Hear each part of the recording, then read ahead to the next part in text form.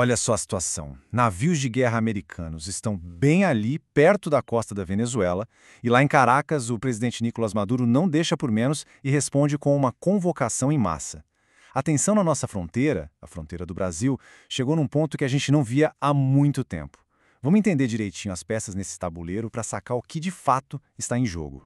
E o estopim de tudo, de certa forma, são estas palavras. Em rede nacional, o Maduro não chama o exército profissional dele, não. Ele convoca milhões de civis para a linha de frente. Uma jogada que, de repente, transforma uma crise política numa ameaça de guerra total. E o número é de cair o queixo. 4,5 milhões de milicianos. Essa é a meta. E segundo os analistas, isso não é só simbólico, viu? É a criação de uma força gigantesca, um recado bem claro de que o regime está se preparando para um confronto de verdade.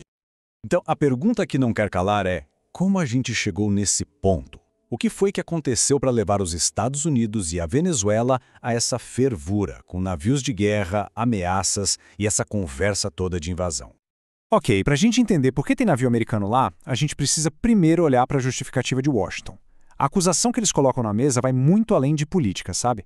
Para eles, é uma questão de segurança nacional.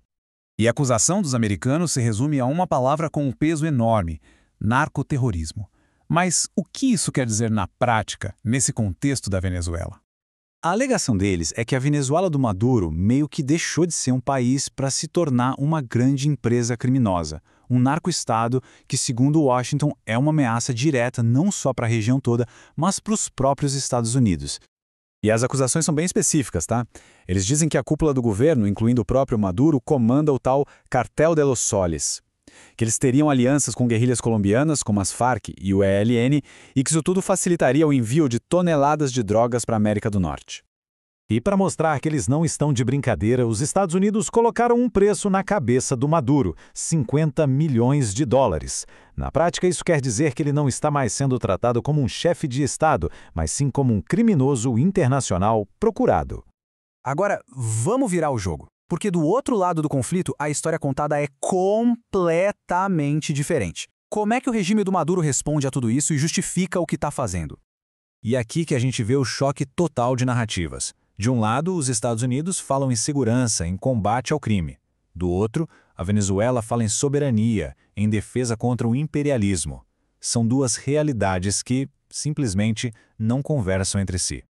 Essa é a posição oficial que o Maduro apresenta para o mundo. Ele se coloca como o líder de uma nação pacífica que está sendo ameaçada por uma potência estrangeira. Toda a crise, na versão dele, é uma luta pelo direito de ser um país soberano. Só que muitos analistas olham para essa convocação da milícia e enxergam uma estratégia bem calculada. A suspeita é de que o Maduro esteja, de propósito, colocando civis na linha de frente para usá-los como um escudo humano.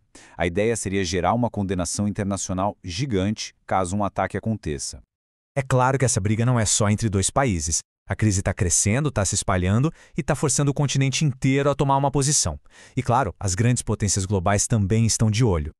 E a velocidade com que tudo escalou é impressionante. Pensa bem, em questão de semanas, o que era uma acusação na justiça virou navio de guerra na costa. Depois, convocação de milícia e até alerta de evacuação. A situação piora, literalmente, a cada dia. E o nosso continente está dividido. Países como a Guiana, por exemplo, já se alinharam aos Estados Unidos. Enquanto isso, o governo brasileiro, na época, criticou a ação americana, dizendo que era um pretexto para violar soberanias. É uma fratura bem clara na nossa diplomacia regional. Agora, olhando para fora da América Latina, as reações são bem diferentes. A China solta uma nota protocolar pedindo respeito às regras da ONU. A Rússia, que sempre foi aliada da Venezuela, está num silêncio que os analistas acham bem estranho. E os Estados Unidos? Bom, eles partem para a ação direta. Certo. A pergunta de $1 milhão é: e agora? Para onde tudo isso vai? Existem alguns cenários possíveis no horizonte, e a gente vai dar uma olhada nos 3 principais. Os analistas estão de olho em 3 saídas. A primeira, mais drástica, uma intervenção militar direta. A segunda, uma negociação forçada, sabe? Com tanta pressão militar e diplomática que o Maduro acaba aceitando uma saída. E a terceira, um colapso do regime por dentro. Qualquer um desses caminhos muda completamente o mapa da América do Sul. A sensação de muitos especialistas é que a situação já passou de um ponto sem volta. Uma solução drástica parece inevitável. A grande questão, para eles, não é mais se algo vai acontecer, mas sim quando e como. E isso nos deixa com a pergunta final, que resume todo o dilema de uma nação que está ali na beira do abismo. O destino da Venezuela está em jogo. E a resposta para essa pergunta vai definir não só o futuro de um país, mas a estabilidade de todo o nosso continente. A única certeza é que o mundo inteiro está assistindo.